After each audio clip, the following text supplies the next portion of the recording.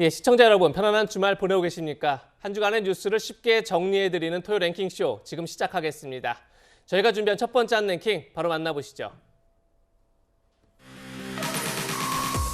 김정은의 액션!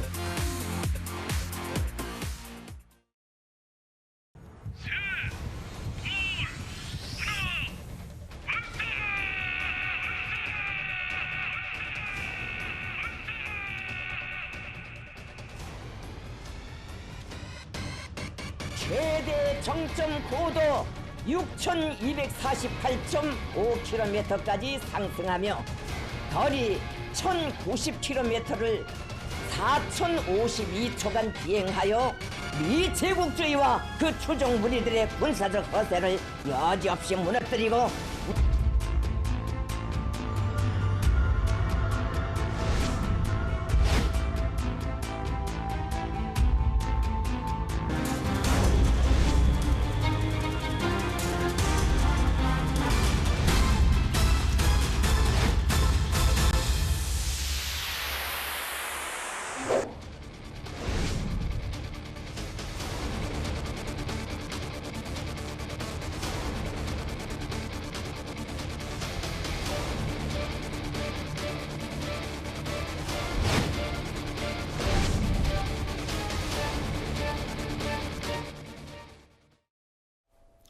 네, 북한의 괴물 ICBM 도발 소식 지금부터 하나씩 짚어보겠습니다. 스튜디오에 김열수 한국군사문제연구원 안보전략실장 나오셨습니다. 어서 오세요. 네, 안녕하세요.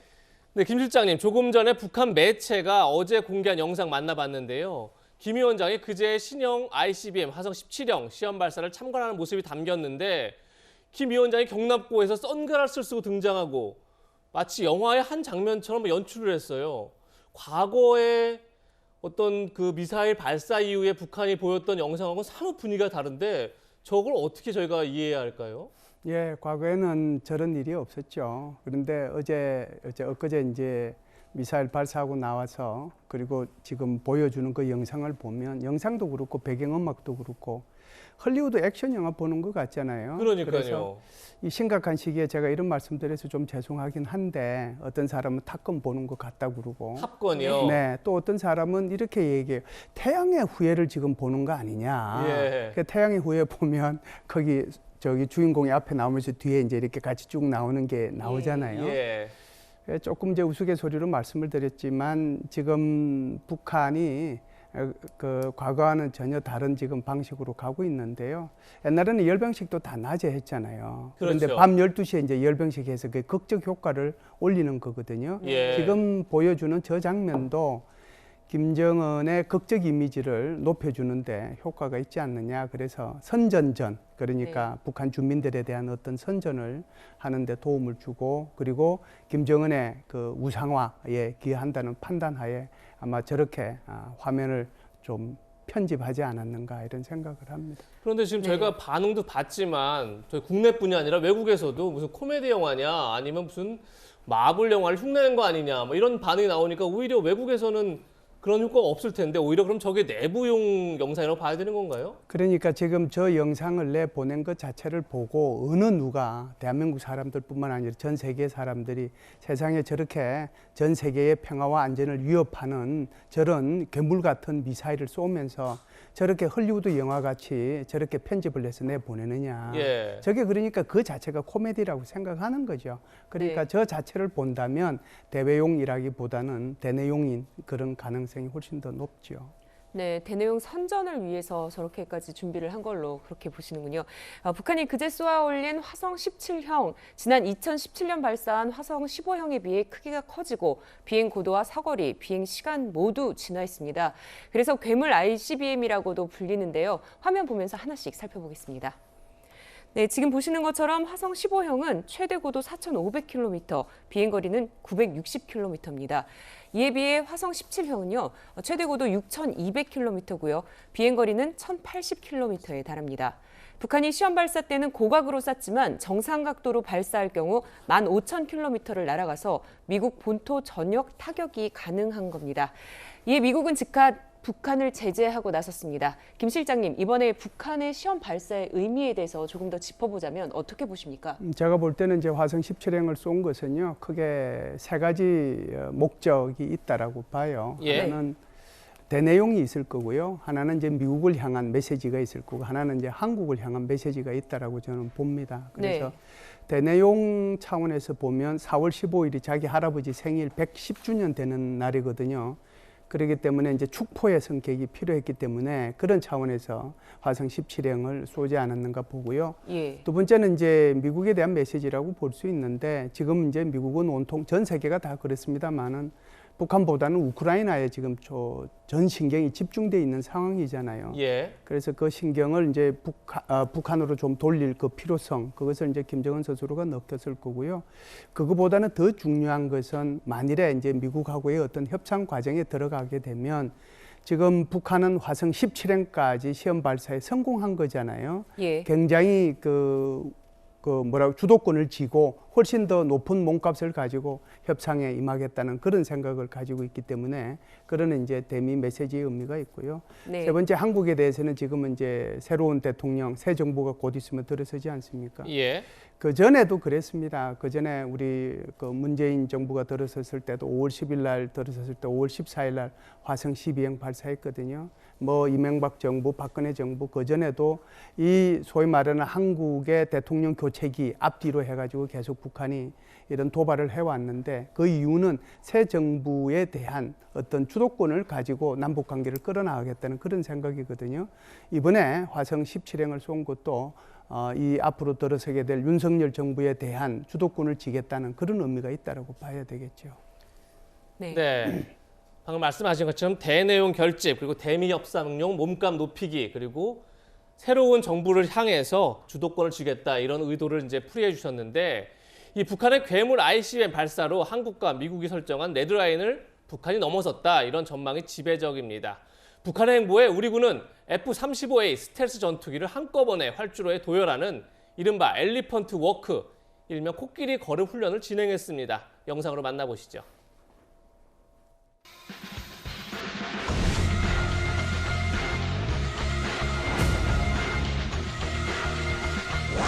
적에게는 공포를, 국민에게는 안심과 신뢰를 주는 강력한 억제력을 통해 한반도의 평화 정착의 핵심 역할을 수행하게 될 것입니다.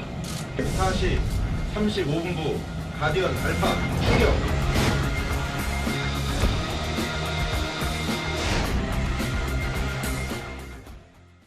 네, 북한의 ICBM에 맞대응하는 차원에서 진행된 엘리펀트 워크 훈련, 서 국방부 장관이 직접 현장에서 지휘를 했습니다. 김 실장님, 문재인 정부 들어 이 훈련이 처음이라는데 이 훈련의 의미는 어떻게 봐야 되는 건가요? 예, 그냥 단도직입적으로 말씀을 드리면 억지력을 발휘한 그런 차원의 훈련이라고 볼 대북 수 있습니다. 억제력을 과시하는 차원이었다. 예, 그래서 우리나라 이제 전투기가 여러 종류의 전투기가 있는데요. 예. 그러니까 뭐 F-15가 이제 저쪽 대구 쪽에 있는 거고요. 그다음에 지금 F-35 같은 경우는 우리 충청권에 있는 비행장이 있는 거거든요. 네. 정확한 이제 비행장 명칭은 제가 말씀을 드릴 수가 없고요. 예. 그래서 거기에 이제 F-35라고 하는 것은 이게 스텔스기거든요. 스텔스기라고 하는 것은 적의 전자파에 안 잡힌단 말이죠. 예. 그렇기 때문에 아주 작은 물체로만 나타나기 때문에 이것이 비행기인지 아닌지 전투기인지 아닌지 모르게 나타나는 것이 그게 바로 스텔스 기능을 갖춘 전투기인데요. 북한으로 봐서는 굉장히 위력적인 그런 전투기죠. 그걸 이제 대한민국이 올해 2월 달부로 마지막 전투기가 들어와서 이제는 한 40대를 보유하고 있거든요. 그중에 이제 28대가 지금 말씀하신 것처럼 코끼리 걸음으로 이렇게 하는 것을 보여줬는데, 예. 우리가 북한은 언제라도 스텔스 전투기를 이용해서 원하는 장소에, 원하는 목표에, 원하는 시간에 공격할 수 있다. 전 전천후입니다. 그렇기 때문에 그것을 이제 보여준 거거든요. 그러니 북한 보고 아무렇게나 무례하게 행동하지 말아라. 언제든지 우리는 너희들을 공격할 수 있다라고 하는 것을 보여줌으로써 억지력을 향상시키고, 그리고 우리 국민들한테는 좀 우리 이런 정도의 무기 갖고 있으니까 여러분들 너무 걱정하지 마십시오라고 하는 그런 메시지가 공동으로 들어있다, 이렇게 볼 수 있죠. 그러니까 저 네. 스텔스 전투기를 통해서 언제든 원점을 타격할 수 있다, 이런 걸 보여주는 거죠. 그렇죠. 자, 그러면 만약에 북한이 또 추가 도발을 한다, 뭐 핵실험 같이 그럴 경우에 우리는 더 저보다 더 진화된 어떤 무력 시위 같은 게 있을까요? 예, 무력 시위는 뭐 여러 가지 방법이 있을 수 예. 있는데요. 24일 날 이제 화성 17형 쏘았을 때 우리 한국군은 이미 지대지 미사일, 공대지 미사일, 함대지 미사일, 에이테킴서 이렇게 해서 동해상에서 5발을 쏘았거든요. 육해공에서 다 미사일 쏘는 거죠. 그렇죠. 그래서 이제 우리가 지대지 미사일은 해무2라고 얘기하는 거고요. 공대지 공중에서 이제 전투기에서 이렇게 쏘는 거죠. 그거는 이제 우리가 제이뎀이라고 그래요. 합동 직격탄이라고 이제 예. 하는 거고. 그다음에 이제 함정에서 쏘는 것은 해성2라고 하는 걸 쏘는 거거든요. 네. 그래서 이런 미사일들을 이제 쏘아서 우리 이런 정도의 미사일을 갖고 있고 언제든지 원하는데 쏠 수 있다라고 한 것을 한 대 이어서 지금 엘리펀트 워커까지 보여줬거든요. 앞으로는 아마 북한에서 추가 도발을 하게 되면 그에 걸맞는 아주 훨씬 더 그 빠른 시간 내에 즉각 대응할 수 있는 아마 그런 형태로 우리도 무력 시위를 하지 않을까 이런 생각을 합니다. 네. 그런데 일각에서는 북한의 화성 17형 대륙간 탄도미사일 발사가 과연 성공했을까 이렇게 의심하는 목소리도 나오고 있습니다. 영상이 조작됐을 가능성이 있다는 건데요. 보면요. 시험 발사 시간대에 평양 날씨가 흐렸지만은 영상에서는 맑은 날씨였다. 이런 이유가 있었고요. 발사에 실패한 지 일주일 만에 성공했다는 게 가능할까 이런 얘기입니다. 결점을 보완하는데 일주일밖에 안 걸렸을까 이런 의심이 나오고 있는 거고요. 그래서 화성 15형의 탄두 중량을 줄여서 실험했을 가능성과 또 그런 가능성이 나오고 있는데요. 하지만 여기에 반대되는 의견도 있습니다. 김정은 참관 1호 행사 조작의 가능성이 낮다는 겁니다. 군은 여기에 대해서 다양한 가능성을 놓고 정밀 분석을 하고 있다. 이렇게 밝혔습니다. 김 실장님, 지금 이런 의심처럼 시험 발사 영상이 조작됐다. 이런 가능성도 있을까요? 네, 군에서 정밀 분석하고 있는데 제가 뭐라고 말씀드리기는 곤란한데요. 제가 볼 때는 화성 17형에 무게중심을 두는 것은 저 개인적으로는 맞다라고 생각을 합니다. 네. 여러 가지 이유가 있을 수 있는데요. 첫 번째는 예를 들어서 이제 영상은 조작했을 수 저는 있다라고 봐요. 그것이 그럼에도 불구하고 화성 17형일 가능성이 있다는 거죠. 왜 그러냐면 17일 날, 그러니까 24일 말고 일주일 전이죠. 17일 날 북한이 ICBM 쏘았는데 20km 정도 올라가가지고 이게 폭발했잖아요. 그렇죠. 실패한 거잖아요. 그때는 날씨가 좋았단 말이죠. 그거 미리 찍어 놓을 수 있어요. 그 부분만 보여주면 되니까 북한으로 봐서는. 처음에 발사한 장면만. 그렇죠. 발사 장면만. 그러니까 예. 그건 아무런 의미가 없다라고 하는 거죠. 제가 볼 때는. 예. 두 번째는 지금 여기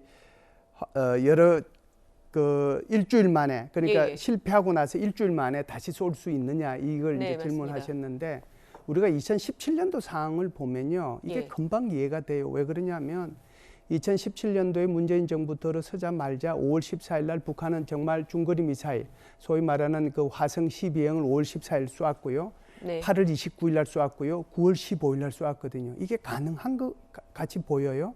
이 말의 의미는 다시 얘기를 하면 예. 무기 체계를 만들 때 한 발만 만들지는 않는다는 거예요. 네. 이미 저기 화성 17형은 화성 17형은 이미 북한이 열병식을 할 때 보여줬잖아요. 괴물 같은 무기 체계라고 보여줬는데 그때 보여주고 나서 이미 시간이 흘렀는데 화성 17형 쏘아가지고 실패했으면 옆에 또 있을 거라고요. 그거 갖다가 저는 다시 쏘았다라고 생각하기 때문에 이거 뭐 조작됐을 가능성보다는 오히려 화성 17형의 무게 중심을 두고 우리가 준비하는 것이 맞다. 물론 네. 화성 15형의 그러니까 탄두 중량 자체를 1톤에서 500kg으로 줄이면 더 높이, 더 멀리, 더 오랫동안 갈 수는 있어요. 예. 이번에 북한이 실험했던 것처럼. 그렇지만 제가 볼 때는 오히려 성능은 더 좋아지고 향상되었기 때문에 화성 15형을 다시 쏠 이유는 없지 않겠습니까? 상식적으로. 그러면은 공개한 화성 17형을 이번에는 고각으로 쏘고 다음에는 이것을 정각으로 쏠 가능성도 있다. 이렇게 보는 것이 뭐 현명하다고 보고 그런 과정 속에서 우리가 대비 태세를 갖춰야 되겠지요. 네. 네. 그러니까 여러 대를 준비해 놓고 계속해서 시험 발사를 하고 있다. 이렇게 네, 보는 제가 겁니까? 볼 때는 뭐 그렇다라고 봅니다. 네. 화성 12형의 경우를 보면 네. 화성 17형도 적어도 2발 이상은 미리 생산해 놓고 한 발이 실패를 하니까 바로 실패 원인만 금방 수정해 가지고 다시 쏘았다 이렇게 볼 수가 있겠죠. 네. 네.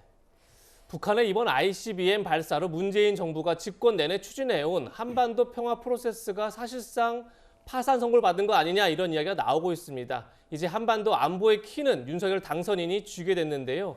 윤 당선인과 김정은 위원장의 행보를 저희가 비교해봤습니다. 김정은 위원장 어제 이렇게 얘기했습니다. 미 제국주의와의 장기적 대결 철저히 준비해야 한다 그러면서 시험 발사 현장을 참관했고 친필 명령서를 공개하기도 했습니다.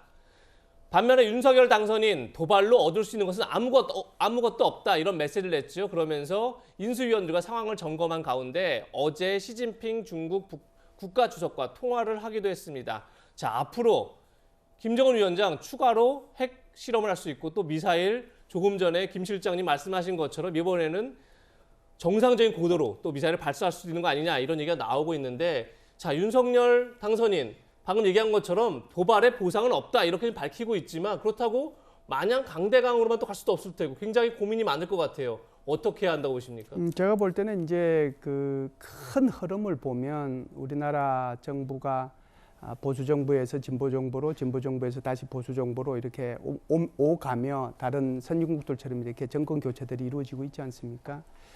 가장 큰 차이점 중에 하나가 대북 정책이라고 봐요. 예. 그래서 보수 정부의 대북 정책은 굳이 말을 한다면 원칙 있는 대북 정책이고요. 그다음에 진보 정부의 대북 정책은 평화 번영 정책 또는 햇볕 정책 뭐 이렇게 이제 아마 표현을 하면 예. 금방 아마 우리 그 시청자분들께서도 이해하실 텐데 제가 볼 때는 윤석열 정부도 원칙 있는 대북 정책을 해 나가지 않겠는가 이런 생각을 합니다. 그러면은 원칙 있는 대북 정책이 뭐냐? 그게 이제 초점이 비핵화해야 된다라고 하는 거고요. 도발해서는 안 된다. 그것이 전제 조건 하에 남북 간의 관계를 개선하고 남북 협력을 만들어 나가면서 평화와 번영을 이루자 이런 생각이거든요. 예. 그런 차원에서 보면 과거 정부하고는 다르게 좀 나가지 않겠는가 이런 생각을 합니다. 네. 두 가지 차원이 있는데요. 하나는 외교적으로 어떻게 할 거냐 하는 거고 하나는 군사적으로 어떻게 할 거냐 하는 겁니다. 외교적으로는 뭐 어제 시진핑 주석하고도 전화를 통했지만 미국, 일본, 뭐 중국 이 정상들하고도 계속적으로 협력을 해 나가야 되겠죠. 그리고 이제 군사적으로는 북한의 이런 도발에 대해서 우리 억지력을 더 가질 수 있도록 방안들을 아마 강구해 나가야 될 겁니다. 네. 네. 북한이 7차 핵실험도 준비하고 있다 이런 전망까지 나오고 있는 상황에서 윤석열 정부가 어떻게 대응할지 지켜보도록 하겠습니다. 김열수 실장과는 여기서 인사 나누겠습니다. 감사합니다. 네, 다음은 안보 위기 속에서 과연 청와대 이전은 가능한 건지 짚어보겠습니다. 저희가 준비한 두 번째 한랭킹입니다. 용산 이전도 타격.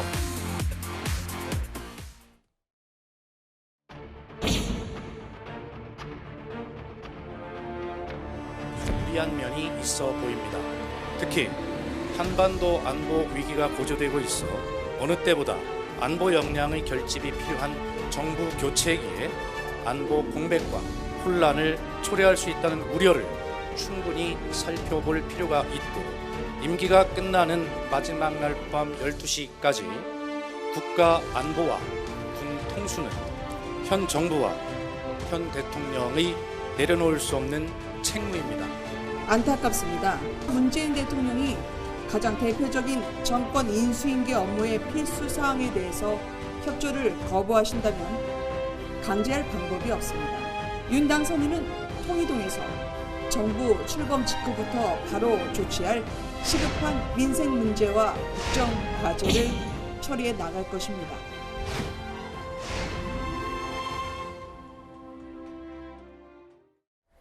그럼 지금부터 최진봉 성공회대 교수, 이현종 문화일보 논설위원, 그리고 이수희 변호사와 함께 국내 상황 짚어보겠습니다. 어서 오십시오. 어서 오세요. 네, 안녕하세요. 네, 북한의 ICBM 실험은 윤석열 당선인이 최우선 과제로 두고 있는 대통령 집무실 이전에도 적지 않은 영향을 미칠 것 같습니다. 다음 달 7차 핵실험 가능성까지 제기되고 있는데 북한은 도발이 새 정부 출범 시기인 5월까지 계속 이어질 수 있다 이런 말이 나오고 있죠. 먼저 어제 나온 한국갤럽 조사부터 살펴보겠습니다. 대통령 집무실 용산 이전에 대해서 53%는 용산으로 가지 말고 청와대를 유지하는 게 바람직하다 이렇게 답변했습니다. 그리고 36%가 용산으로의 이전에 찬성하는 그런 입장을 밝혔습니다. 이현정 의원님, 네. 북한의 위협이 현실화됐고 그런 상황에서 대통령의 집무실 용산 이전에 대해서 국민 여론도 썩 좋지 않은 상황이다 이렇게 볼 수 있는데 과연 윤석열 당선인이 주장해온 것처럼 취임과 동시에 이전이 가능할까요? 일단 뭐 아마 속도에 대한 우려들을 많이 하시는 것 같아요. 예. 이렇게 빨리 뭐 옮기는 것 자체에 대해서는 이제 동의하는 여론도 꽤 있을 텐데 문제는 이렇게 빨리 옮기는 것에 대한 이제 부정적인 어떤 생각들이 많이 있는 것 같습니다. 근데 현실적으로 보면 제가 어제가 저는 데드라인이었다고 봅니다. 어제까지 예비비가 통과됐더라면 아마 5월 10일 이전에 용산 이전이 어느 정도 이제 가시화될 수 있을 텐데 어제가 아마 넘어가면서 지금 이제 윤 당선인 측에서 만들어놨던 그 스케줄에 따르면 어제 정도까지는 이제 통과되면 예. 국방부 이사나 그다음에 이제 리모델링이라든지 이런 거 등등을 해서 5월 10일이면 일단 들어가서 근무할 수 있다. 이 정도는 일단 일정을 짰었는데 지금 상황으로 보면 아마 예비비 통과가 거의 현실적으로 어려울 것 같습니다. 그렇죠. 청와대 입장이 변화되지 않은 한 이렇게 되면 5월 9일까지는 이제 문재인 대통령과 국무위원들이 그 권한을 갖고 있기 때문에 실제로 아마 예비 통과가 되지 않으면 결국 지금은 이제 아마 당선인이 대통령 신분이 되더라도 지금 통이동에서 근무할 수밖에 없는 상황 아닌가. 예. 지금 뭐 일단 당선인 측에서는 청와대는 절대 안 들어가겠다고 이야기하고 있으니까요. 예. 아마 용산 이전은 이제 새 정부가 들어서서 그때부터 추진을 할 것 같고 저는 임시로 일단 지금 현재 인수위가 있는 통이동, 삼청동 이 두 곳이 아마 첫 당선인의 집무실이 되지 않을까 그렇게 예견하고 있습니다. 네. 윤석열 당선인 여론의 지지가 탄탄하진 않지만 집무실 이전 의지는 확고한 것 같습니다. 이런 상황에서 윤 당선인의 앞으로 국정 수행에 대한 기대감이 역대 당선인들보다 낮게 나타나기도 했습니다. 아마 역대 가장 적은 표 차이로 당선됐기 때문이기도 할 텐데요. 우리 국민의 55%가 윤 당선인이 국정 수행을 잘할 것으로 기대하고 있습니다. 그런데 역대 정권 초기에 보면요. 그러니까 당선 2주 이내의 시점입니다.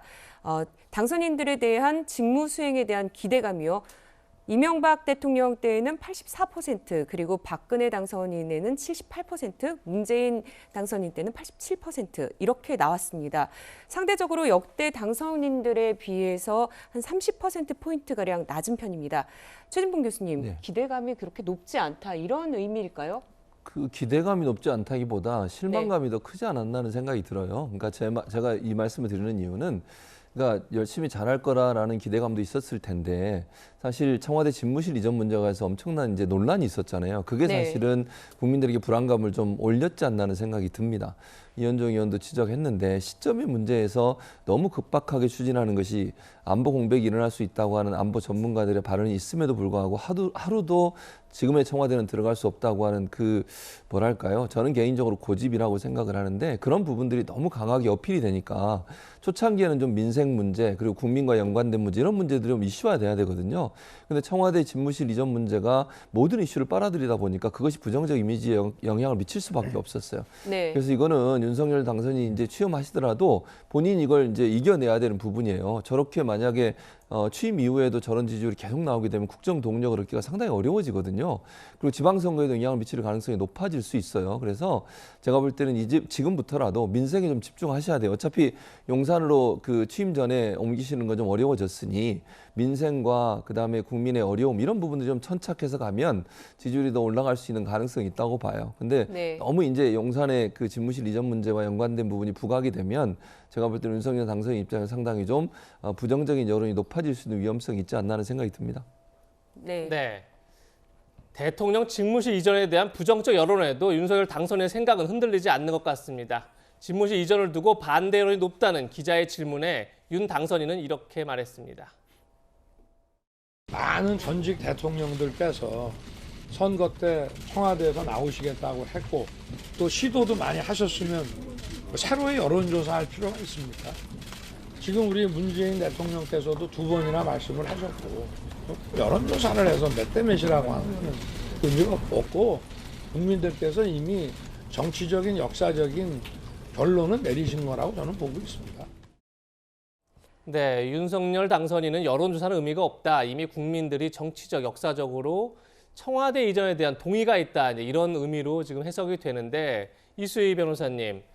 근데 집무실 이전 취지 자체가 국민과의 소통이다. 이렇게 볼 수 있을 텐데 지금 어쨌든 여론조사 결과는 사실 좋지 않은 상황에서 저렇게 밀어붙이는 게 오히려 역효과가 날 수도 있다 이런 우려도 나오는 것 같은데 어떻게 보십니까? 예, 그래서 당선자에 대해서 좀 더 좀 덜 권위적으로 보였으면 좋겠다 이런 주문이 나오기도 해요. 그런데 지금 이 갤럽의 여론조사를 보면 청와대 유지 그다음에 용산 이전을 물어봤는데 용산 이전에 대해서 안보 공백이 생길 수 있다라는 그런 그 비판들이 계속 나오면 당연히 저게 국민의 여론은 안보 공백이 있다고 하니까 당연히 그쪽에 더 부정적으로 갈 수밖에 없는 거죠.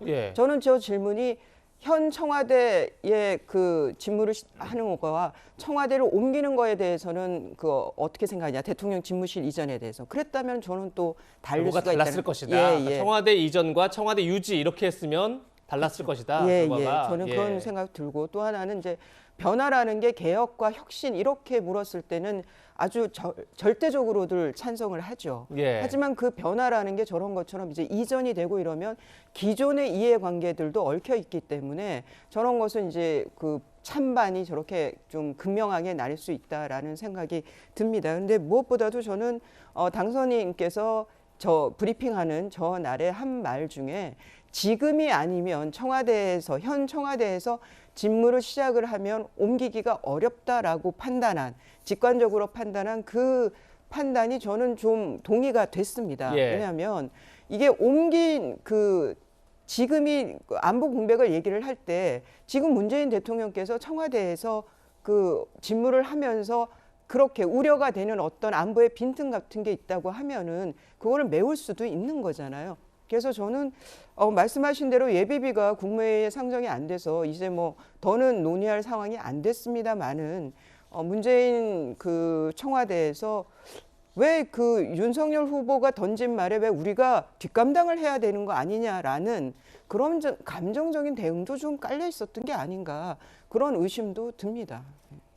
네, 윤석열 당선인은 북한의 도발과 집무실 이전은 별개의 문제라고 선을 그었습니다. 오히려 대통령 집무실이 국방부 청사로 옮겨가면 더 튼튼한 안보를 책임질 수 있다 이렇게 자신하는 모습도 보였는데요. 또 취임 이후에 통이동 집무실을 그대로 사용할 경우에는 위기 상황에서 청와대 지하 벙커를 이용하지 않겠다고 밝혔습니다. 대신 국가지휘통신 차량을 이용할 예정인데요. 국가지휘통신 차량 일단 크기는 미니버스만 합니다. 그 안에는요, 통신망과 재난안전관리망, 화상회의 시스템을 갖춘 시설이 있습니다. 화상을 통해서 국가안전보장회의를 개최할 수 있고요. 문재인 대통령 때 처음으로 도입이 됐습니다. 대통령의 지방 일정 소화 때 활용이 되고 있습니다. 자, 이렇게 통신 차량을 이용해서 더 신속하게 지휘를 할 수 있다 이런 건데요. 그런데 한편에서는 통신 차량이 청와대 지하벙커, 그러니까 국가위기관리센터를 대처하기 어렵다 이런 의견도 나오고 있습니다. 이현정 의원님, 이런 의견은 좀 어떻게 보십니까? 그러니까 이제 당장의 어떤 그 상황에 대한 이 벌어질 일들에 대한 것들이 이제 지금 이제 북한이 이제 ICBM을 발사했지 않습니까? 그러니까 당장 뭐 남북이 무슨 교전 상황이나 이런 상황이라면 이제 우리가 이 지휘 자체는 합참에서 이제 하게 돼 있거든요. 그렇다면 대통령도 마찬가지로 합참과 연결돼서 하면 되는 것이고, 그리고 지금 이제 당장의 어떤 상황에 대한 대응이 물론 어떤 상황일지 모르겠습니다만은 북한이 당장 우리를 여러 가지 침략한다든지 이런 상황은 저는 없을 거라 봅니다. 북한이 ICBM이나 여러 가지 어떤 고도화하는 작업들을 할 텐데 오히려 어떤 면에서 보면 저는 이러한 어떤 대통령이 지금 신속하게 어디 있느냐 이런 것들은 저는 충분히 커버를 할 수 있다고 봐요. 근데 문제는 뭐냐면 이런 상황에서 근본적인 우리의 안보의 시스템을 강화하기 위해서는 결국은 한미동맹 차원의 외교적인 노력이라든지 이게 더 사실 현재적으로 중요한 거거든요. 왜냐하면 지금 보면 북한의 지금 한미연합훈련 자체가 2년 동안 안 이루어졌지 않습니까? 그렇다면 그 한미연합훈련을 빨리 조속히 지금 이제 아마 제가 알기로 4월 달에 하는 걸로 알고 있습니다만은 예전같이 이제 대규모적인 지금 연합훈련은 중단이 돼 있거든요. 그렇다면 이거에 대응하는 첫 번째 방법은 조만간에 한미연합훈련을 예전에 우리가 하던 여러 가지 킬 리졸브 훈련이라든지 등등 이런 것들을 다시 한번 하는 것들 이게 중요할 것 같고요. 또 두 번째로는 미국과의 확장 억제 전략을 확고히 하는 게 중요할 것 같습니다. 즉 미국의 전략 자산들을 어떻게 한반도에 주기적으로 배치하느냐. 이런 것들이 실제로 지금 현실적 시점에서는 안보에서 더 효율적이고 더 필요한 것이지 지금 당장 이동 차량을 하기 때문에 좀 불안하다 등등 이 문제는 저는 오히려 이전하는 문제와는 크게 상관이 없다. 즉 대통령이 지금 집중해야 될 것은 동맹국가의 어떤 안보 시스템을 어떻게 우리가 좀 더 확고히 하느냐. 저는 여기 오히려 더 방점이 있지 않나 싶습니다. 안보 공백을 이유로 대통령 집무실 이전에 반대하는 민주당은 국방부로 이전하는 게 아니라면 충분히 협력할 수 있다. 이런 뜻을 밝히기도 했습니다. 윤호중 민주당 비상대책위원장 목소리 들어보시죠. 다른 곳을 다 놔두고 왜 하필 국방부로 가느냐.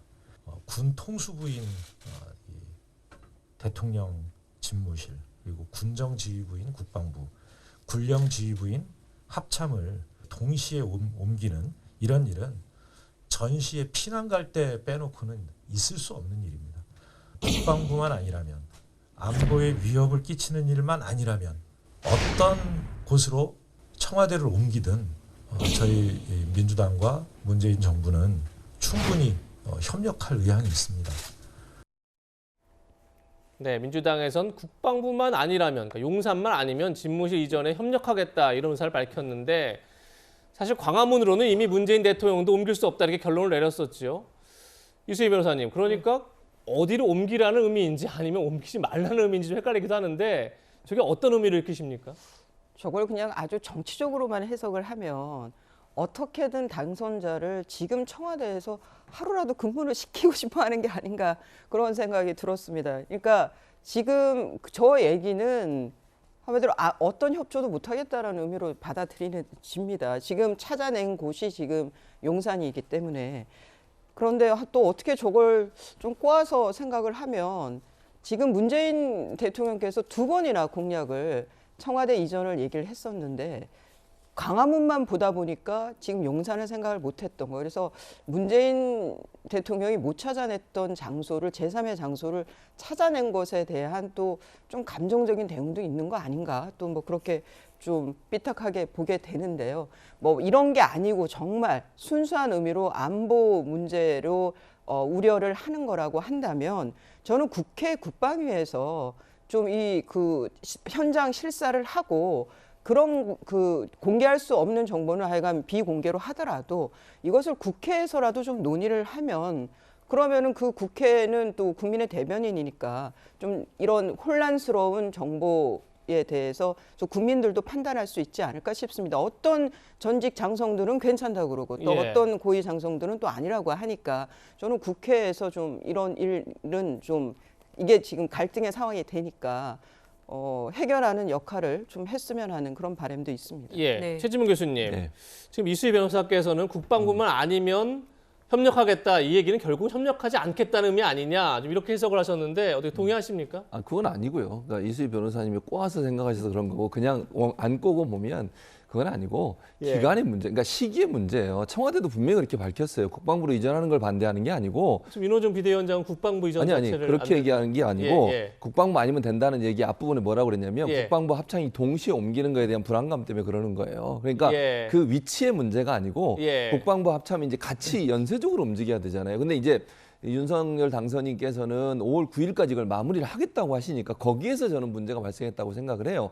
좀 시간을 여유를 주시고 뭐 예를 들면 몇 달, 한두 달이든 이게 이제 국방부 관련된 분들이 아니면 전직 군 전문가들 이런 분들 의견을 좀 들어서 조금 안전하게 또는 안보 공백이 생기지 않는 범위에서 할 수 있도록 시차를 좀 두면 거기에는 충분히 동의할 수 있다고 저는 봅니다. 그러니까 민주당도 그 국방부 가는 걸 반대하는 게 아니고 너무 급하게 운영됐을 때 올 수 있는 1%의 안보 공백이라도 생기는 것에 대한 우려라고 생각해요. 그래서 저는 국방부를 옮기는 자체를 반대한다고 보지 않습니다. 민주당이든 문재인 대통령이든. 그래서 저는 뭐 국방부를 옮기시는 거 좋아요. 뭐 하실 수 있다고 저는 보고 다만 이게 너무 급박하게 진행하다 보면 혹시나 모를 또 유사시 4월이면 지금 2가지 큰 행사가 있잖아요. 한미연합훈련도 있죠. 그다음에 태양절이라고 김일성 그 생일이 있어요. 4월 15일이요. 또 지금 ICBM 쐈는데 제가 볼 때 김정은이 또 다른 도발을 할 가능성이 높아지거든요. 이런 부분들을 좀 고려해서 아마 그런 발언을 한 것 같습니다. 참고로 지금 윤석열 당선인이 제시하고 있는 거는 합참을 이전하는 게 아닙니다. 옆에 보면 국방부 신청서가 있거든요. 거기 합참이 있습니다. 합참은 그대로 씁니다. 쓰고 국방부만 지금 거기 옛날에 한미연합사가 있어서 그 빈 공간이 있어요. 거기로 국방부가 이전하는 겁니다. 현 단계에서는 국방부가 합참이 있는 건물로 이전하는 거 합참은 이전을 하지 않는 겁니다. 합참의 이전은 장기 플랜이에요. 나중에 이제 남태령에 있는 이 수방사 쪽으로 이전하는 거는 장기 플랜이기 때문에 합참이 이전하는, 그러니까 합참은 지금 작전을 지휘해야 되거든요. 그러니까 당장의 어떤 이 합참의 움직임은 없다는 거 다시 한번 말씀을 드립니다. 네, 결국 문재인 대통령과 윤석열 당선인이 만나면은 좀 실마리가 생기지 않을까 그런 생각이 듭니다. 문 대통령과 윤 당선인의 회동의 가장 큰 걸림돌로 감사원, 감사위원 임명 갈등이 꼽히기도 했습니다. 그런데 어제 감사원이 인수위 업무 보고에서 이렇게 밝혔습니다. 현 시점에서 재청권을 행사하는 것이 적절한지 의문입니다라는 감사원 측의 답변이 나왔다는 사실입니다.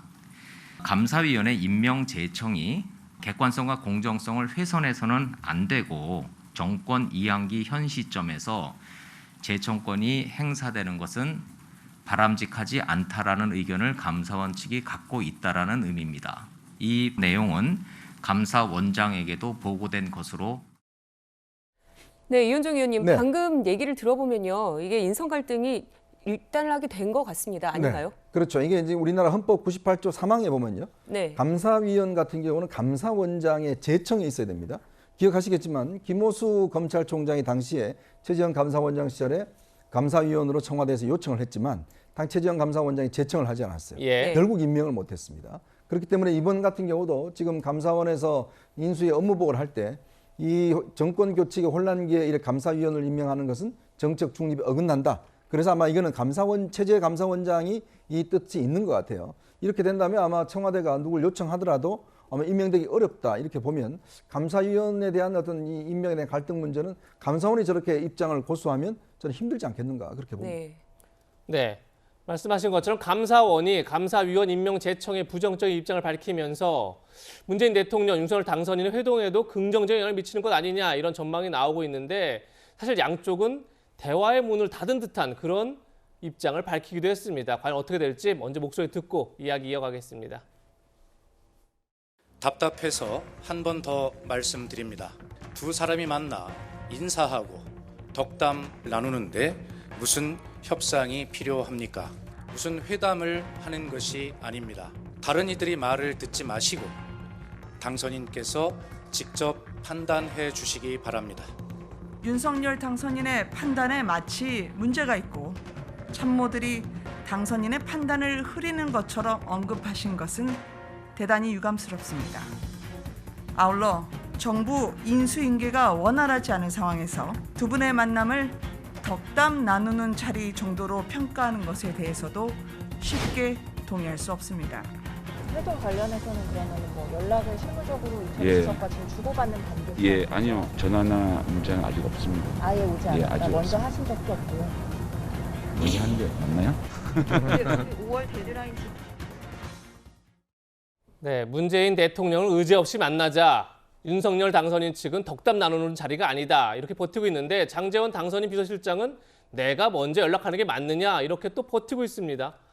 최지문 교수님, 이러다가 문재인 대통령 그리고 윤석열 당선인 취임식 날 처음 만나는 거 아닙니까? 아니면 어떻게 좀 급물살 탈 것 같습니까? 어떻게 저는 전망하세요? 급물살 탈 거라고 생각해요. 예. 두 분 다 부담이에요. 만약 만나지 않고 취임식에 만나면 국민들이 볼 때 얼마나 불안하겠어요. 예. 저는 현직 대통령도 그렇고 당선인도 그렇고 만나지 않고 예를 들면 취임식 전까지 만나지 않는 건 두 사람에게 다 부정적이에요. 저는 그렇게 봐요. 그래서 저는 뭐 만날 거라고 봅니다. 언제가 됐든 빠른 시간에 만날 수도 있다고 저는 보고요.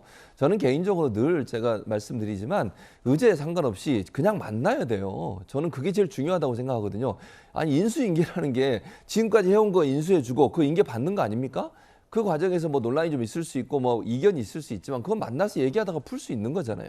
그러니까 자꾸 제가 뭐 다른 방송에도 얘기했습니다. 주변에 있는 분들이 말씀을 많이 하시지 마시고 두 분이 만나서 얘기하는 가운데 또 문제가 발생하면 그거 가지고 논의하고 이러는 과정을 충분히 풀 수 있다고 생각해요. 그래서 저는 일단 만나는 게 제일 중요하고 제가 볼 때는 뭐 감사원 문제가 어느 정도 정리가 됐다고 하니 예. 그 문제도 어느 정도 정리가 되면 만나는데 큰 이견이 없을 걸로 보여져서 저는 빠른 시간에 만남이 이루어지지 않을까 다음 중이라도 그렇게 전망을 해봅니다. 네. 안보 위기 상황 속에서 대통령과 당선인의 갈등, 국민을 불안하게 만드는 요인인 건 틀림없어 보입니다.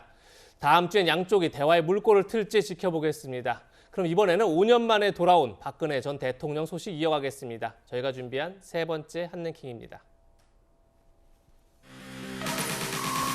돌아온 박근혜.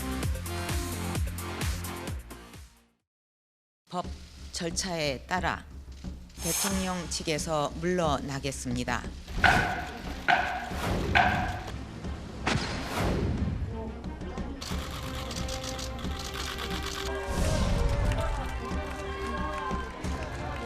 국민 여러분께 5년 만에 인사를 드리게 됐습니다.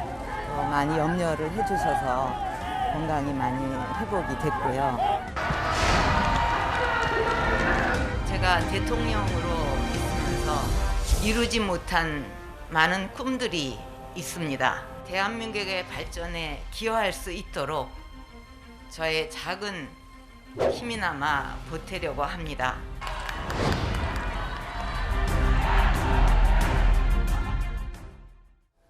네, 탄핵 사태 이후 5년 만에 공개적으로 모습을 드러낸 박근혜 전 대통령.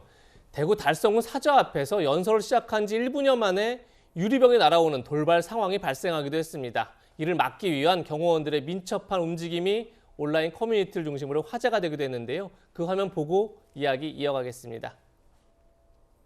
힘들 때마다 저의 정치적 고향이자 마음의 고향인 달성으로 돌아갈 날을 생각하며 견뎌냈습니다.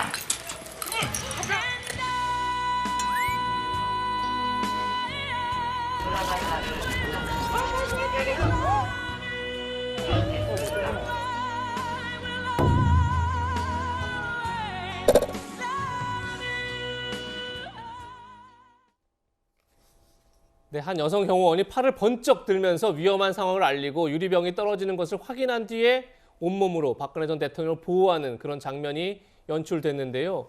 이수희 변호사님 어떻게 보셨습니까? 예, 저도 감동적인데 보디가드, 영화 보디가드 주제가 예. 제가 이제 들은 얘기로는 경호원의 제1수칙은 그러니까 자기 방어에 익숙한 사람은 절대 안 된다. 그러니까 예. 그 얘기는 자기 희생, 그러니까 자기가 지켜야 되는 사람을 위해서 목숨도 내놔야 되는 게 경호원이잖아요.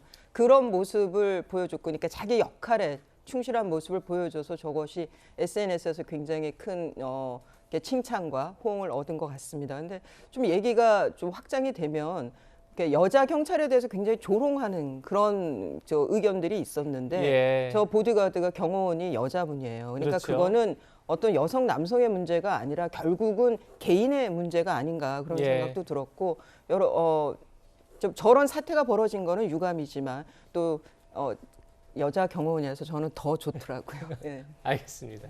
네, 이런 유한한 순간도 있었지만 박 전 대통령 차분하게 대국민 메시지를 전했습니다. 특히 관심을 끄는 대목, 바로 대한민국의 발전에 작은 힘이나마 보태려고 한다, 이겁니다. 이를 두고 정치적 영향력을 행사하는 게 아니냐는 전망이 나오고 있는데요. 박 전 대통령의 최측근인 유영아 변호사, 어제 채널A 뉴스에 출연해서 이렇게 말했습니다. 대한민국 발전에 작은 힘을 보태겠다, 이 말씀 때문에 정치를 재개하는 것 아니냐, 뭐 이런 의미까지 나오는데요. 대통령께서 정치를 다시 하시긴다는 그런 얘기는 굉장히 구관 억측이고요. 그건 네. 아닌 거라고 보고, 저는 대통령께서 정치적 메시지를 낸다 이런 부분은 제가 전에 들은 바가 전혀 없고요. 대통령이 선거에 대해서 어떤 개인적인 견해를 밝히시는 거는 제 개인 생각에는 없지 않겠나. 네, 유영아 변호사는 박 전 대통령이 다시 선거에 개인적 견해를 밝히는 건 없을 것이다라고 말하긴 했는데, 이현정 의원님, 네. 지방선거를 앞두고서 계속 메시지를 내지 않을까요? 제가 듣기로는 이제 박근혜 전 대통령 같은 경우는 지금 이제 5년 동안 수감되셨다가 다시 나오면서 가장 제일 큰 목표는 일단 명예 회복이라고 듣고 있습니다. 네. 그러니까 본인의 탄핵이라는 것 자체가 이제 부당하고, 또 자신의 어떤 임기 중에 있었던 여러 가지 일들에 대해서 정당한 평가를 받는 것이 아마 본인의 마지막 소명이 아닌가, 그렇게 보여져서 오늘 말씀하신 그 이야기도 결국 이제 그거를 위해서는 어떤 면에서 보면 어떤 행동도 하겠다는 것이거든요. 네. 그게 어떤 정치적인 세를 만들거나 이런 행태가 아니라 실제 자신에 대한 재평가를 좀 이뤄내겠다는 그런 측면이고, 이제 그러기 위해서는 아마 이제 좋은 분들을 중심으로 해서 대구시의 발전을 위해서 좀 기여를 하겠다, 이런 뜻도 이야기를 했잖아요. 네. 그 이야기는 아마 그런 것을 할 수 있는 주체가 누구가 될 것이냐, 이걸 염두에 두는 것 같아요. 이제 그렇다면 아마 이거는 정책으로 나타나는 거는 지방선거에 어떤 이 대구시장 후보에 대한 간접적인 지원이라든지, 또 본인의 어떤 뜻을 있을 수 있는 사람에 대한 이제 국회의원 진출이라든지, 아마 이런 것들은 저는 충분히 할 수 있다고 봅니다. 네. 당장 이제 6월 1일 지방선거가 있고 또 대구에 내려가셨기 때문에 대구시장 선거에서 지금 유영하 변호사의 출마 이야기가 나오지 않습니까? 예. 그리고 또 이제 아무래도 달성 지역 옆에 뭐 달서 등등해서 이제 박 전 대통령에 영향을 미칠 수 있는 또 선거구가 있습니다. 이건 아마 나중에 이제 국회의원 선거 때, 총선 때 또 후보가 누가 나올지 상당히 관심일 것 같아요. 그런 면에서 보자면 첫 번째로는 아마 이번 지방선거에 일정 정도 저는 영향을 미치리라 이렇게 생각이 듭니다. 네. 윤석열 당선인이 바로 다음 주라도 박근혜 전 대통령의 대구 사저를 방문하겠다 이런 뜻을 밝혔습니다. 그런데 이에 대해서 유영하 변호사는 다음 주는 어렵다 이런 입장을 밝혔는데 그 목소리도 들어보시죠. 건강이 이렇게 회복돼서 이제 사저로 가시게 돼서 아주 참 다행이고 저도 한 내주부터 지방을 좀 가볼까 하는데 퇴원하셨다니까 한번 찾아뵐 계획을 지금 가지고 있습니다. 아마 당선인이 다음 주부터 뭐 지방을 가시는데 네. 허락되면 좀 찾아오겠다. 그런 비슷한 얘기는 있었던 것 같아요. 뭐 네. 제가 아직 대통령께서 건강이 완전하게 회복되신 게 아니고 또 이사 오신 지도 얼마 안 되시지 않냐. 그래서 그런 건 시간은 조금 나중에 한번 조율을 한번 해보자. 이현정 의원님, 네. 지금 유영하 변호사는 시간을 조율해보자. 이 얘기는 사실 다음 주에 방문은 어렵다. 이렇게 우회적으로 거절했다. 이렇게 볼 수 있을 것 같은데 네. 박 전 대통령이 윤 당선인의 만남을 피하고 있다. 이렇게 해석해야 되나요? 어떻게 보십니까? 일단 지금 박 전 대통령의 소통의 창구가 유영하 변호사밖에 없습니다. 그렇죠. 그러니까 제3의 채널은 일체 박 전 대통령 허용을 하고 있지 않기 때문에 그러니까 이런 뭐 설득을 하려고 해도 사실은 전달할 사람이 없어요. 예. 이제 그러니까 유영하 변호사의 이야기가 이제 박 전 대통령의 이야기처럼 지금 다들 느껴지는 거 아니겠습니까? 예. 근데 모르겠습니다. 이게 정확히 이제 박 전 대통령한테 어떤 식으로 전달되는지는 모르겠어요. 그리고 또 지방 지금 이제 방문도 그러니까 이 윤석열 당선인이 뭐 지방 방문하는 중에 한번 가겠다 이렇게 이야기를 했지 않습니까? 아마 그것 자체가 조금 박 전 대통령 입장에서 보면 그냥 지방 방문 중에 그냥 한번 들리는 건가라는 생각을 할 수 있을 거예요. 그러니까 자기만 만나러 온전히 이제 온다라고 한다면 예방 차원이 아니라 그렇죠. 이게 뭐 지방 순회 중에 한번 들린다는 차원으로 느낄 수도 있을 것 같고 이제 그런 면에서 보면 저는 제일 박 전 대통령 관심은 이제 5월 10일 날 취임식 때 등장하느냐 마느냐. 제가 아까 말씀드렸던 명예회복이라고 하셨잖아요. 그 명예회복의 이제 가시적인 그런 모양이 아마 취임식에 전직 대통령 자격으로 오는 거. 저는 굉장히 의미가 있다고 보거든요. 근데 그 선택을 하느냐의 문제. 두 번째는 윤석열 당선인과 언제 만나냐는 것. 그게 이제 지금 오신 지 얼마 안 되기 때문에 아마 본인도 조금 부담이 되실 겁니다. 그리고 이제 지방 들으면서 한번 오겠다는 것하고 그냥 단독으로 만나겠다는 거는 조금의 예우 차원이 좀 다를 거예요. 그런 면에서 보면 저는 언젠가는 성사되겠지만 당장 다음 주 중에는 좀 어렵지 않겠는가 그렇게 보고 있습니다. 네, 어제 이준석 국민의힘 대표도 박근혜 전 대통령에게 축하난을 보냈습니다. 그런데 지지자들의 거센 항의로 우여곡절을 겪었는데요. 화면으로 보시죠.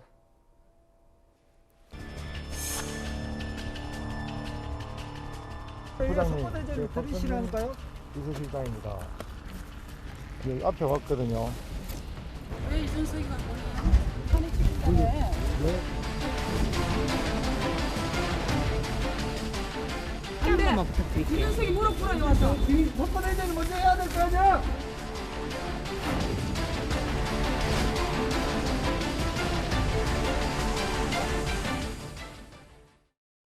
네, 이준석 대표는 2011년 당시 한나라당 비대위원장이었던 박근혜 전 대통령에 의해 정치권에 발을 들여놓은 박근혜 키즈로 불렸습니다. 하지만 박 전 대통령 탄핵에 대해서는 정당했다는 소신을 보이기도 했는데요. 그 얘기 들어보시죠. 저는 저를 영입한 박근혜 대통령에게 감사합니다. 하지만 저는 제 손으로 탄생에 일조한 박근혜 대통령이 호가호위하는 사람들을 배척하지 못해서 국정농단에 이르는 사태가 발생한 것을 비판했습니다. 그리고 국가가 통치불능의 상태에 빠졌기 때문에 탄핵은 그 시점에 정당했다고 생각합니다. 네, 박 전 대통령 지지자들 이런 이준석 대표 발언이 좀 서운함으로 남았나 보는데요. 앞으로 보수 진영 내부에서 이렇게 탄핵 논란이 다시 불거질 수도 있을까요? 어떻게 보십니까? 저는 충분히 가능하다고 봅니다. 특히 박근혜 전 대통령의 영향력이 있는 말씀하신 TK 쪽 이런 데서는 만약 당내 경선을 하거나 이런 경우에 거기에 표를 또 특히나 그쪽에 다문이 많으시기 때문에 표를 얻기 위해서 이 그 탄핵과 관련해서 박근혜 전 대통령의 의중에 또 이렇게 좀 영합하는 그런 발언들이 많이 나올 수가 있다. 네. 그랬을 때 그것이 수도권이나 중도층에 어떻게 영향을 미칠지 그런 것은 저는 좀 우려스럽게 봅니다. 지금 당장 지방선거가 있고 내년에 또 전당대회가 있고 그 다음에 총선이 있단 말이에요. 그러면 지방선거도 지방선거는 뭐 그 지방 사람들이 뽑으니까 근데 그게 또 수도권에 영향을 미치기는 하죠. 이제 발언들이 문제가 되니까. 예. 근데 내년 전당대회에서 그 당원들 표를 겨냥을 해서 과거에 5.18 발언에서 아주 좀 극단적인 발언을 하시는 분들이 외려 최고위원에 뽑히고 이런 현상들이 있었단 말이에요. 예. 네. 그런 비근한 현상들이 벌어질 수도 있다라고 생각이 들고 그러다 보니까 지난 전당대회에서 이준석 대표가 당선이 되면서 그래도 탄핵의 강을 좀 건넌 거 아닌가라고 했는데 다시 또 탄핵에 그 소용돌이 들어갈 수도 있는 거 아닌가라는 저는 그런 우려를 하게 됩니다. 그래서 결국의 키는 박근혜 전 대통령이 갖고 계신 거고 지금의 숙제가 그 시대의 숙제가 통합이기 때문에 예. 박 전 대통령께서 스스로 좀 이 탄핵의 굴레를 국민의힘으로부터 좀 빼내주시는 그런 큰 역할을 해주시기를 저는 기대합니다. 네. 박근혜 전 대통령이 직접 탄핵의 강을 건너는 통합의 메시지를 냈으면 좋겠다 이런 의견을 주셨는데 여야는 6월 1일 지방선거에서 총력전을 이제 펴고 있습니다. 사실 국민의힘의 텃밭으로 불리는 대구시장 선거는 전국적으로 큰 관심사항은 아닐 수도 있습니다. 그런데 의외의 인물이 등장하면서 관심을 받고 있습니다.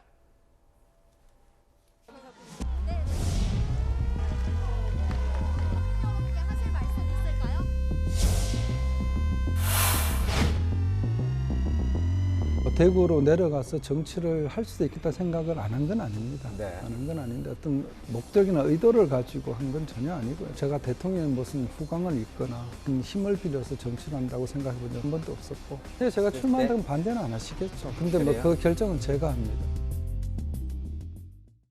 네, 권영진 대구시장의 홍준표 의원 그리고 김재현 최고위원 여기에 조금 전에 보신 박근혜 전 대통령의 최측근 유영하 변호사까지 대구시장 후보로 거론되고 있습니다. 유 변호사는 자신이 만약 출마한다면 박 전 대통령이 반대하지 않을 거다 이렇게까지 말했는데 대구시장 선거가 보수정대에서 박 전 대통령의 영향력을 확인하는 그런 시험대가 될 것이다 이런 전망도 나옵니다. 이현주 의원님 어떻게 보십니까? 정말 이번 지방선거에서 대구시장 선거가 가장 뜨거운 지금 지역으로 부상하고 아주 있는 의외예요. 예. 네, 대선 후보였던 지금 홍준표 의원이 하방한다라는 이야기와 함께 지금 출마를 또 선언을 했는데요. 네. 그게 또 지금 권영진 현 시장의 3선을 도전하고 있고 김재원 최고위원이 또 출사표를 던졌습니다. 그다음에 지금 유영하 변호사가 또 새로운 변수로 등장했어요. 제가 취재한 바에 따르면 유영하 변호사가 이제 대구시장 선거는 지금 아니라 예전부터 좀 나가겠다는 의사를 박 전 대통령한테 피력을 했고 박 전 대통령이 처음에는 꼭 그렇게 하셔야 되겠냐라는 좀 부정적인 이야기를 했다고 그래요. 그러다가 아마 최근에는 조금의 입장이 바뀐 걸로 좀 알고 있습니다. 네. 특히 대구 쪽으로 이제 이사를 가시고 이게 대구에 좀 인재를 키워야 되겠다 이야기를 하면서 유영하 변호사의 어떤 출마에 대해서 상당히 좀 긍정적인 방향으로 좀 돌아선 걸로 알고 있습니다. 이렇게 되면 진짜 이게 과연 국민의힘에 입당해서 할 것인지 아니면 독자적으로 할 것인지부터 이제 문제일 거예요. 예. 그러면 이제 국민의힘에 입당하게 되면 전당대회, 그러니까 경선을 해야 되지 않습니까? 근데 문제는 지금 당 경선이 지금 최근에 이 페널티를 홍준표 의원이 25% 지금 받을 수밖에 없는 거거든요. 예. 근데 이게 뭐 나중에 아마 바뀌어질 겁니다.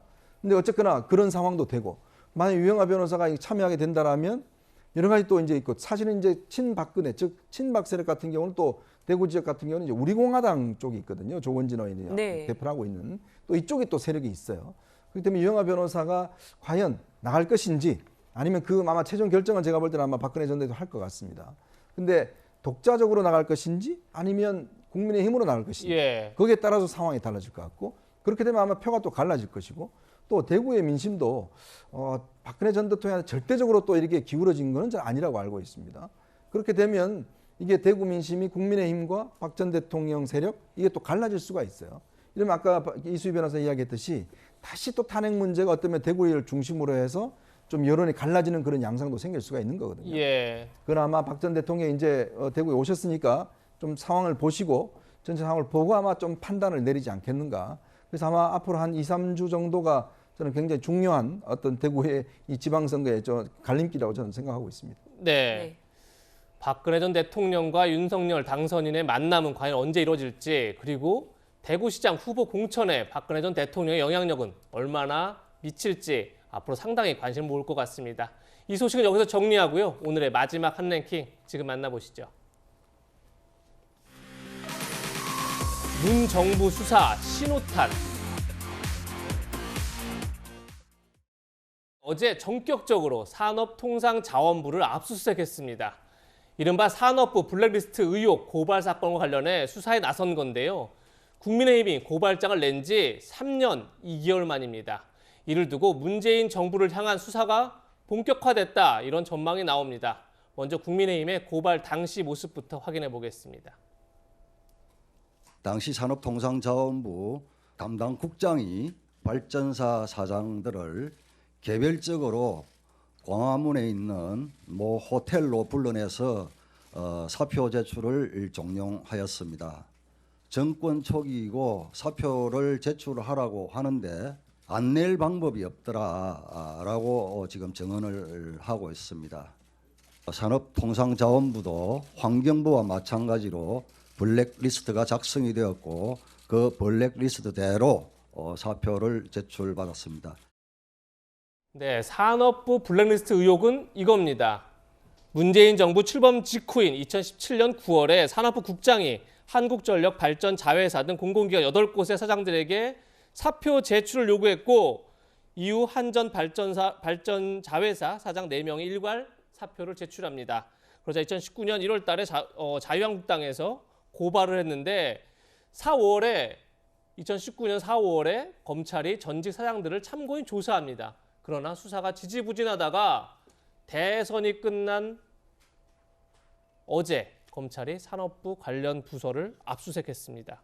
이수희 변호사님, 3년 만에 재개된 이 수사 어떤 의미가 있다고 보십니까? 이게 이제 산업부 블랙리스트가 그 기본이 깔려 있는 게, 그러니까 문재인 정권이 들어서면서 탈원전 정책을 실행을 하기 위해서 산업부 산하에 있는 공기관의 그 임원들에 대해서 사퇴 종용을 했고, 그것이 직권남용에 해당이 되느냐 안 되느냐의 문제인 거예요. 네. 그런데 환경부에서 유사한 사례가 있었고, 그것이 지난 그 대법원 판결에서 직권남용에 해당이 된다고 해서 환경부 장관이 2년형을 받았죠.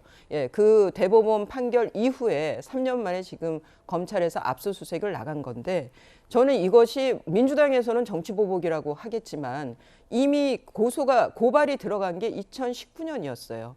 그 동안에 3년 동안 검찰이 뭘 했냐는 거죠. 그거는 결국 지금의 그 검찰 수뇌부들이 문재인 정권에서 정치적으로 전혀 독립적이지 못하고 또 본인들의 임무에 역할에 전혀 충실하지 못했다라는 반증을 보일 수 있는 그 수사 사례가 이 사례인 것 같습니다.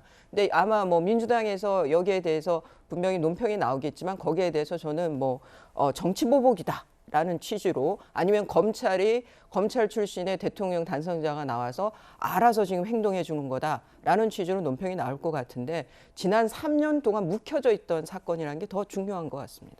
네, 말씀하신 것처럼 검찰이 3년여 만에 강제 수사에 나서니까 민주당은 검찰의 표적 수사가 시작됐다, 이렇게 주장을 하고 있습니다. 검찰에서는 이렇게 밝히고 있습니다. 환경부 블랙리스트에 대한 대법원 확정 판결이 지난 1월에 나와서 이를 검토하고 압수수색을 진행했다, 이런 입장이고요. 여기에 대해서 김의겸 의원은 이렇게 말했습니다. 드디어 검찰이 움직이기 시작했다. 칼끝은 문 대통령을 겨냥했다. 그리고 여러 사람이 다칠 것이다. 이런 식의 얘기를 했습니다. 네, 검찰이 분명 명분이 있긴 합니다. 그렇지만은 문 정부 임기가 얼마 남지 않은 이런 상황에서 3년 동안 미뤄왔던 것을 다시 수사를 하고 있다면요. 최진봉 교수님, 이거는 좀 이견이 있지 않을까요? 뭐 이견이 있을 수 있죠. 그러니까 시기가 문제인 거죠, 사실은. 네. 그러니까 문제가 있다면 조사하고 수사할 수 있죠. 근데 왜 지금까지 안 하다가 갑자기 3년 동안 있다가 이제 하는지 그건 좀 의문이에요. 예. 그리고 이게 괜한 오해를 불러일으킬 수 있는 거잖아요, 검찰이. 너무 네. 정권의 눈치 보는 거 아니냐, 이런 이제 새 정부가 들어서니까 또 이렇게 또 하는 건가. 네. 그렇지 않기를 바라요. 또 그런 일이 있게 되면 사실은 검찰도 엄청난 비난을 받을 수밖에 없어요. 그리고 이게 만약에 정치 보복 프레임으로 가게 되면요, 윤석열 당선인이나 이제 대통령 취임하신 이후에도 상당히 큰 논란이 될 수 있고, 민주당이 어떤 이제 지금 현재는 여소야 되잖아요. 그 민주당이 협조를 받아야만 법안 처리도 가능하고 또 국정 운영이 원활하게 이루어질 수 있거든요. 네. 이런 문제 때문에 만약에 충돌이 돼가지고 강대강 대치가 되면 윤석열 정부도 상당히 어려울 겁니다. 그래서 예. 원리 원칙에 따라 해야 한다고 저는 개인적으로 생각해요. 그러나 정말 이런 우려가 사실이 아니길 바라고 검찰이 정말 이렇게 정권 눈치 보지 않고 공정하게 수사하는 그런 모습을 보였으면 좋겠습니다. 네. 네, 대선이 끝나자 검찰이 문재인 정부에 대한 수사를 재개했습니다. 그런데 이어서 법무부는 고 박원순 전 서울시장 성추행 의혹을 옹호했다는 비판을 받은 진혜원 검사의 중징계 처분을 내리기도 했습니다. 진혜원 검사 2020년 7월이죠. 박원순 전 서울시장이 극단 선택을 하자 사진과 함께 나도 박원순 시장과 팔짱을 꼈다. 결국 나도 추행을 한 거다. 이런 주장을 합니다. 그러자 한국여성변호사회에서 이것은 2차 가해다. 이렇게 징계를 요구했습니다. 그리고 나서 1년 8개월이 지나 법무부에서 정직 1개월 징계를 내린 겁니다. 이현정 의원님. 네.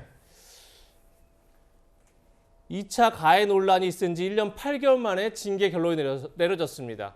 법무부가 뒤늦게 윤석열 당선인에게 코드를 맞췄다고 봐야 하는 건지, 아니면 지금까지 법무부가 일을 하지 않다가 이제야 정상화됐다고 봐야 하는 건지, 어떤 게 맞다고 보십니까? 저는 진혜원 검사 문제는 이 진혜원 검사가 그동안 수차례 걸쳐서 SNS 등을 통해서 검찰 내부 문제뿐 아니라 이렇게 박원순 시장에 대한 또 이 2차 가해라든지 또 윤석열 당선인에 대한 이제 공격이라든지 꾸준히 해왔지 않습니까?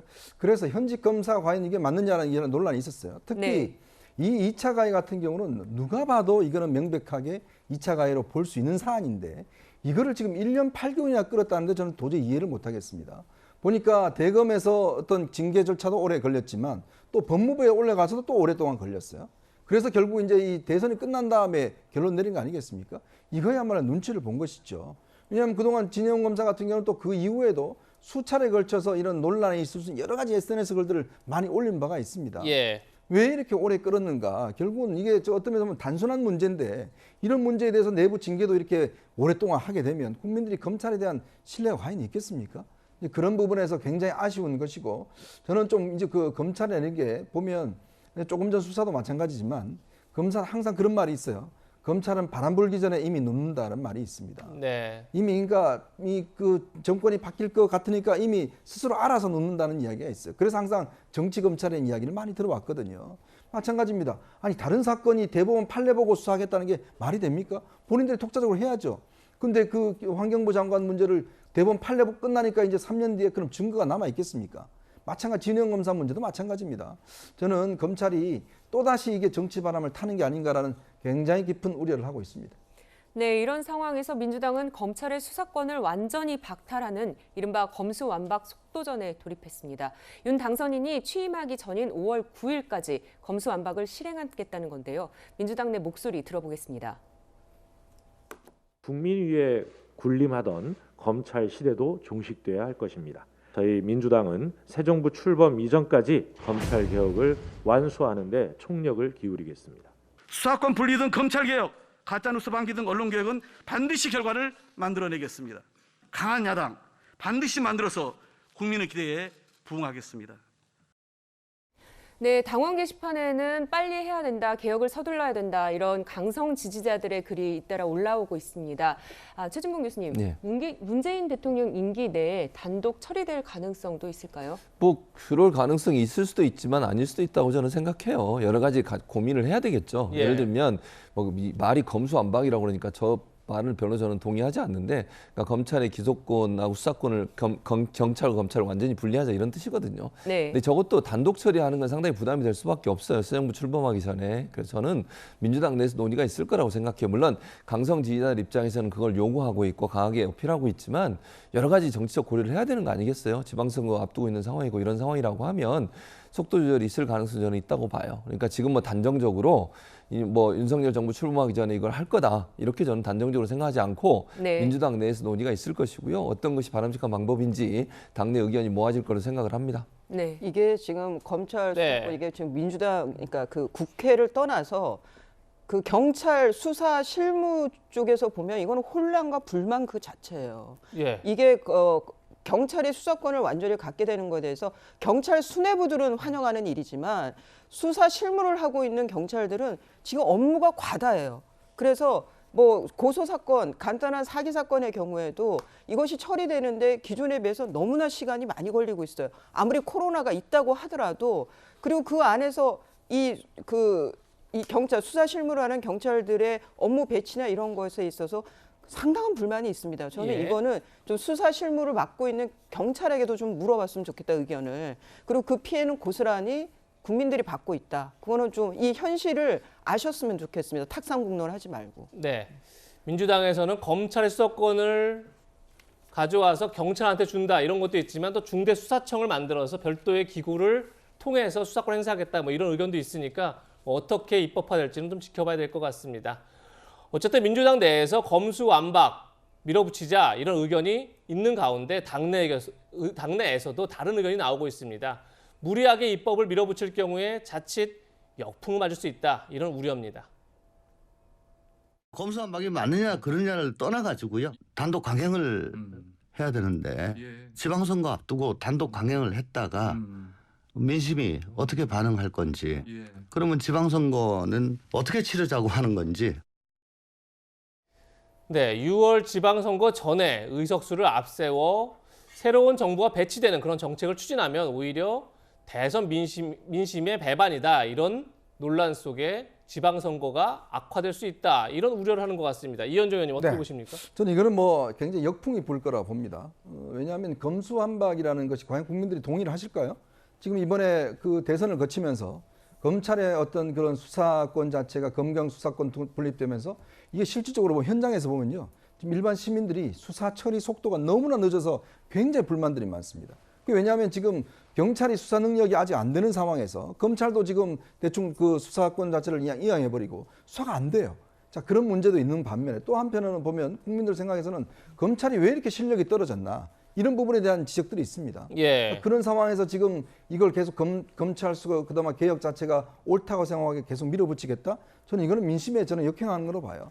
오히려 저는 이걸 밀어붙이다가는 자칫하면 이 다수 의석을 이용해서 새로운 정부의 발목 잡는 게 아닌가. 또 더군다나 이제 여권이 야당이 되는데 자기들 수사를 검찰이 못하게끔 하기 위해서 저렇게 밀어붙인 게 아닌가라는 오해를 받을 수 있습니다. 예. 왜냐하면 이제 자신들이 야당이 되니까 검찰 자기들 수사 못하게 그 수사권 자체를 박탈해버린 게 아닌가라는 그 프레임에서 과연 지금 현재 여당이 벗어날 수 있겠어요? 예. 제가 볼 때는 아마 저렇게 추진하면 굉장히 큰 역풍이 불 겁니다. 최지문 교수님, 네. 지금 이현정 의원께서는 일각에서는 민주당을 향한 수사를 못하게 하기 위해서 검찰의 수사권을 박탈하려는 거 아니냐 이런 문제 제기를 하셨는데 어떻게 들으셨습니까? 저는 그렇게 생각하진 않아요. 경찰이든 검찰이든 물론 제가 이제 이건 개인적인 견해이긴 하지만 정권의 압박을 받아서 수사를 할 수도 있죠. 그러니까 경찰이나 검찰의 문제는 아니라고 봐요. 예. 그러니까 저는 뭐 기본적으로 수사권과 기소권의 독립에 대해서, 그러니까 분리에 대해서는 저는 동의합니다. 그러나 아까도 제가 잠깐 언급해드렸는데 지금의 상황에서 이걸 단독으로 처리하는 문제는 또 다른 문제예요. 이거는 정치적인 문제인 거라고 저는 보거든요.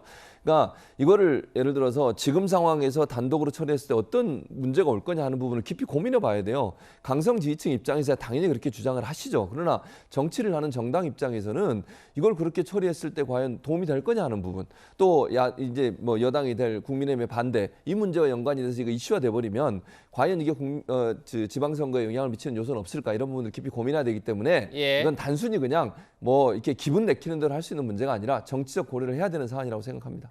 네, 이런 상황에서 윤석열 당선인 검찰의 직접 수사 범위를 확대하겠다는 입장입니다. 반면 민주당 지금처럼 아예 검찰 수사권을 박탈하겠다고 맞서고 있는 이런 상황인데요. 산업통상자원부에 대한 이번 검찰 수사가 어떤 영향을 미칠지 지켜보도록 하겠습니다. 네, 저희는 60초 광고 뒤에 돌아오겠습니다. 문재인 대통령은 안보 공백을 이유로 대통령 집무실의 용산 이전을 반대했습니다. 그리고 사흘 뒤 김정은 북한 국무위원장은 괴물 ICBM을 쏘아 올려 한반도 위기를 고조시키고 있습니다. 이런 상황에서 윤석열 당선인은 집무실 이전과 빈틈없는 안보라는 두 마리 토끼를 다 잡아낼지 지켜보도록 하겠습니다. 저희는 다음 주에 이 소식 들고 다시 찾아오겠습니다. 시청해주신 여러분 고맙습니다.